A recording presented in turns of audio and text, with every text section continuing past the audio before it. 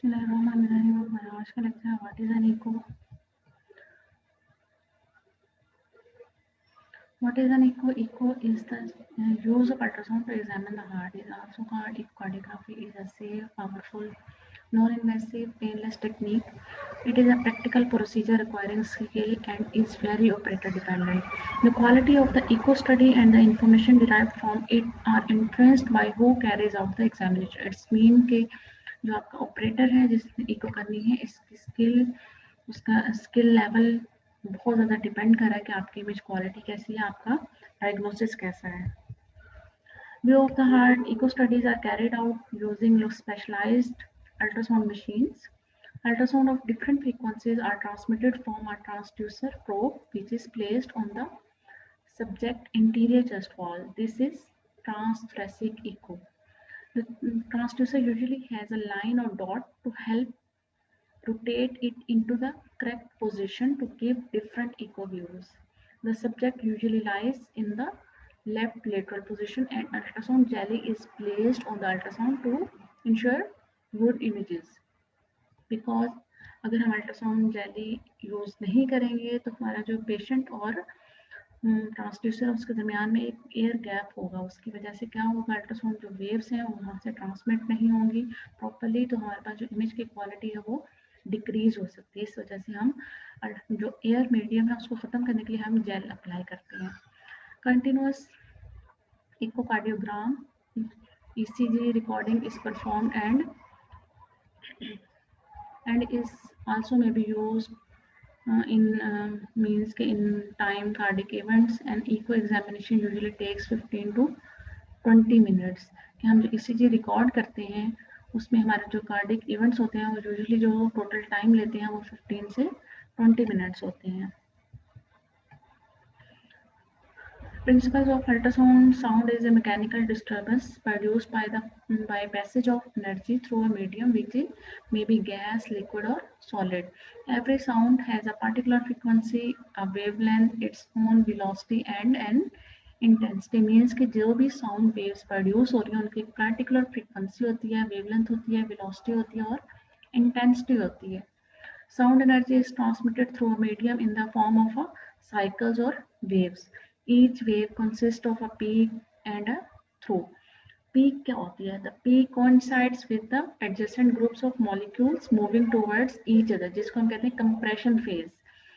The through coincides with adjacent groups of molecules moving away from each other, तो उसको हम कहते हैं refraction phase. Compression phase हमारे पास first phase होता है और एक होता है refraction phase। तो इसमें आपके पास पीक्स एंड थ्रोज होते हैं जो दोनों मिलके आपके पास दोनों फेज बनाते हैं, compression and refraction phase. Frequency of sound is a number of times per second. Sound undergoes a cycle of rise और fall. It is expressed in cycle per second और hertz and multiple thereof। 1 hertz equal to 1 cycle per second, 1 kilohertz equal to 103 hertz is equal to 1000 hertz, 1 megahertz is equal to 106 hertz या फिर आपके पास 1 lakh hertz आ जाते हैं। Frequency is appreciated by the listeners as a pitch of sound, कि आपका जो सुनने वाला है वो कितनी मतलब लाउड आवाज सुन रहा है, ये आपकी क्या होती है कि फ्रीक्वेंसी है किसकी, साउंड की।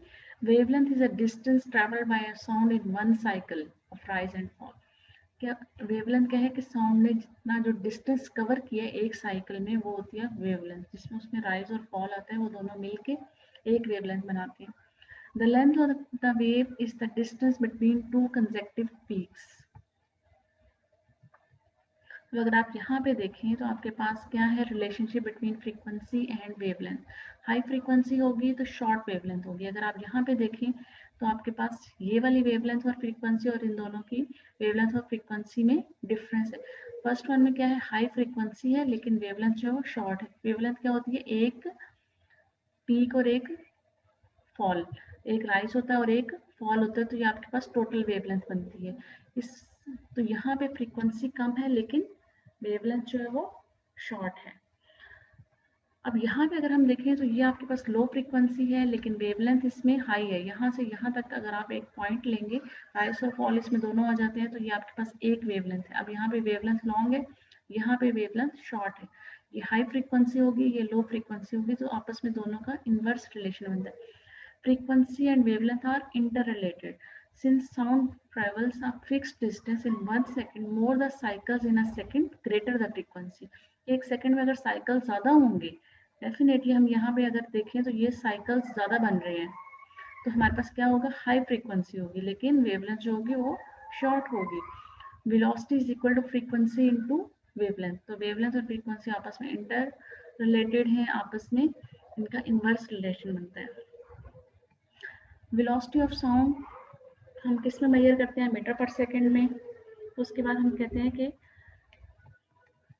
आपके पास नेचर किस टाइप की है, मीडियम किस टाइप का, और इसको हम मेजर कैसे करेंगे, nature of the medium through which sound propagates, कि किस तरह के मीडियम से साउंड जो है वो पास हो रही है. इन सॉफ्ट टिश्यूज अगर हम देखें तो वेलोसिटी जो होती है 15 मीटर पर सेकंड होती है. Intensity of sound is nothing then, क्या होता है, इट्स लाउडनेस एंड एम्पलीट्यूड, और इसको हम एक्सप्रेस करते हैं किसमें, डेसिबल्स में. Higher the intensity of sound, greater is the distance up to which is audible. अगर इंटेंसिटी ज़्यादा होगी तो हम ज़्यादा डिस्टेंस पे जो साउंड होगी उसको सुन सकते हैं. द नॉर्मल ऑडिबल जो रेंज होती है साउंड फ्रीक्वेंसी वो कितनी होती है, 20 हर्ट्ज टू 20 किलो हर्ट्ज तक.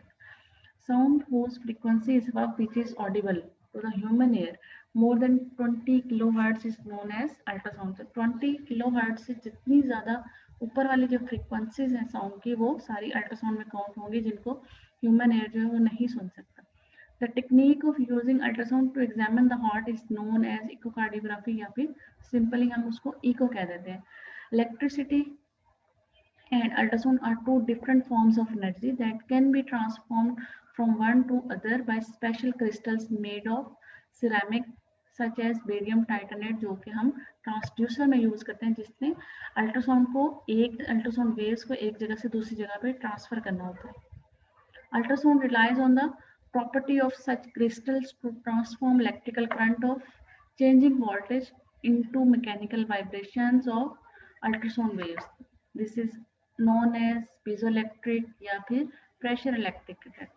अगर आप यहाँ पे देखें तो हमारे पास क्या इलेक्ट्रिकल ऑसिलेशन होती है, फिर दरमियान में क्या होता है, क्रिस्टल वाइब्रेट करता है और ट्रांसमिट करता है अल्ट्रासाउंड वेव्स को. उसके बाद उन टिश्यूज जहाँ पर ट्रांसमिट हुई थी अल्ट्रासाउंड वेव, वहाँ से रिफ्लेक्टेड अल्ट्रासाउंड बीम आती है. उसने क्या करना है, दोबारा से क्रिस्टल को डिस्टॉर्ट करना है और रिटर्निंग जो सिग्नल होगा वो पिक होगा और हमारे पास इमेज डिस्प्ले होगा. High frequency change in voltage, ठीक है.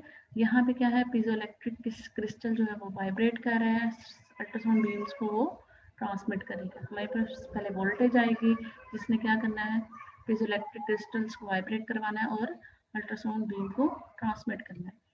When electrical current is passed through a piezoelectric crystal, the crystal vibrates. This generates ultrasound waves which are transmitted through the body by the transducer, which holds several such crystals. उसमें बहुत सारे ऐसे crystals होते हैं जिन्होंने ultrasound beam को transmit करना है.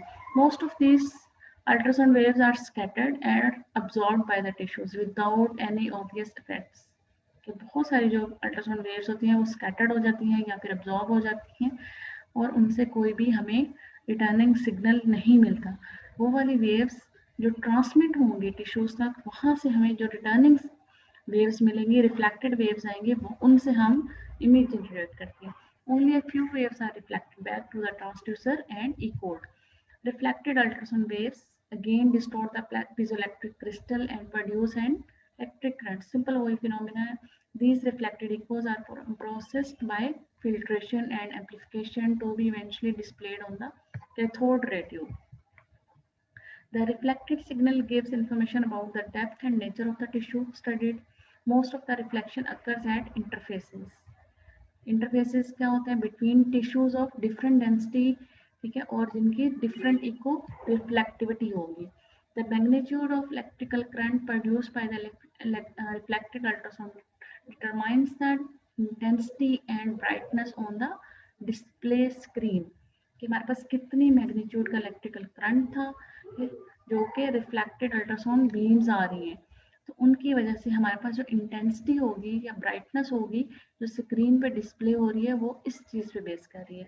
On the grey scale high reflectivity from bones होगी जो कि हमें वाइट नजर आएंगी। लो रिफ्लेक्टिविटी कहाँ से होगी, मसल से होगी जो कि ग्रे नजर आएंगी। और नो रिफ्लेक्शन कहाँ से होगी, एयर से होगी जो कि हमें ब्लैक नजर आएगी। बोन अगर आप देखिए तो हाई रिफ्लेक्टिविटी है और वो वाइट है, मसल जो है वो लो रिफ्लेक्टिविटी है वो ग्रे होंगे। एयर से कोई भी रिफ्लेक्शन नहीं होती, सारी एब्जॉर्प्शन हो जाती है तो वो हमें ब्लैक नजर आती है। The location of the image produced by the reflected ultrasound depends upon the image time lag between transmission and reflection of ultrasound, कि आपने कितने टाइम पे ट्रांसमिट की थी अल्ट्रासाउंड वेव्स और कितने टाइम पे रिफ्लेक्ट बैक हुई हैं, कितने टाइम में कितने उनको डिस्टेंस उन्होंने ट्रैवल किया है। तो ये डिपेंड करता है कि कितने डिस्टेंस पे कितने पाथ पे कोई इमेज पड़ा हुआ है जिसको हम देख रहे हैं। डीपर स्ट्रक्चर्स जो होंगे, डीपर स्ट्रक्चर्स वो लोअर पोर्शन पे डिस्प्ले होंगे। सुपरफिशियल जो स्ट्रक्चर्स होते हैं वो स्क्रीन के अपर पोर्शन पे डिस्प्ले होंगे। तो इस वजह से हम देख सकते हैं कि कौन सा स्ट्रक्चर जो वो डीप है, कौन सा स्ट्रक्चर जो वो अपर है, सुपरफिशियल है। This is because the transducer is at the apex of the triangular image of the screen. अब एपेक्स हम क्या करते हैं, जब हम हार्ट का स्कैन करते हैं, इको जब हम करते हैं तो हम ट्रांसड्यूसर को उसकी एपेक्स पे रखते हैं, स्क्रीन की जो पेशेंट होता है, जो ऑब्जेक्ट होता है उसकी हमने हार्ट की एपेक्स पे रखेंगे। When ultrasound is transmitted through a uniform medium, it maintains its original direction but gets progressively scattered and absorbed. कि अगर यूनिफॉर्म ट्रांसमिट होगा इसके बावजूद वो रास्ते में स्कैटर्ड भी होगी और अब्जॉर्ब भी होगी। When ultrasound waves generated by the transducer encounter an interface between tissues of different density and different eco-reflectivity, some of the ultrasound waves are reflected back. It is these reflected ultrasound waves that are detected by the transducer and analyzed by the echo machine. The wavelength of the sound is the ratio between velocity and frequency. अब यहाँ पे देखें हमने transducer जब apex पे रखा है, उसके बाद हमारे पास क्या है, ये स्क्रीन का अपर पोर्शन है, ये लोअर पोर्शन है। तो राइट वेंट्रिकल जो है वो हमें अपर स्क्रीन पे नजर आएगा, लेफ्ट वेंट्रिकल जो है हमें लोअर स्क्रीन पे नजर आएगा, क्योंकि हमने ट्रांसड्यूसर जो है एपेक्स पे रखा है और जो राइट वेंट्रिकल होता है वो एपेक्स की साइड पे होता है। Since wavelength and frequency are inversely related, higher the frequency of ultrasound, shorter is the wavelength, shorter the wavelength, higher the image resolution and lesser penetration. Means कि अगर high frequency probes हम use करें 5 to 7 megahertz provides a better resolution, but क्या होगा कि ये सिर्फ हम सुपरफिशियल स्ट्रक्चर्स के लिए यूज कर सकते हैं, हम डीप स्ट्रक्चर्स के लिए यूज नहीं कर सकते हाई फ्रीक्वेंसी प्रोब्स को, क्योंकि इनकी पेनिट्रेशन कम होती है। तो डीप स्ट्रक्चर्स में जब पेनिट्रेशन कम होगी तो हमारे पास इमेज रेजोल्यूशन कम हो जाएगी। तो हम हाई फ्रीक्वेंसी प्रोब्स सिर्फ बच्चों में यूज कर सकते हैं, सुपरफिशियल स्ट्रक्चर्स होते हैं तो उनकी रेजोल्यूशन जो थी वो बेटर हो जाती है। अब अगर हम यहाँ पे देखें तो अडल्ट के लिए हम 2.5 से 3.5 मेगाहर्ट्ज की फ्रीक्वेंसी यूज करते हैं, इनकी पेनिट्रेशन गुड होती है, रेजोल्यूशन कम हो जाती है, लेकिन हम डीप स्टडी कर सकते हैं। बच्चों में हम 5 to 7.5 मेगाहर्ट्ज तक यूज कर सकते हैं, पेनिट्रेशन लेस रिक्वायर्ड होती है क्योंकि फैट कम होती है। उसके बाद हमारे पास जो इमेज रेजोल्यूशन होती है वो अच्छी होती है, सुपरफिशियल स्ट्रक्चर्स के लिए हम यूज कर सकते हैं। Lower the frequency of ultrasound, longer is the wavelength. Longer the wavelength, lower is the image resolution and greater is the tissue penetration. Low frequency probes में आपको मैंने बताया है कि 2.5 से 3.5 मेगाहर्ट्ज हम यूज करते हैं जिसकी बेटर पेनिट्रेशन होती है, लेकिन ये हम डीपर स्ट्रक्चर्स के लिए बेस्टली यूज कर सकते हैं। ओके, आज का लेक्चर हम यहाँ पे खत्म करते हैं। नेक्स्ट फिर हम डॉपलर स्टडी स्टार्ट करेंगे।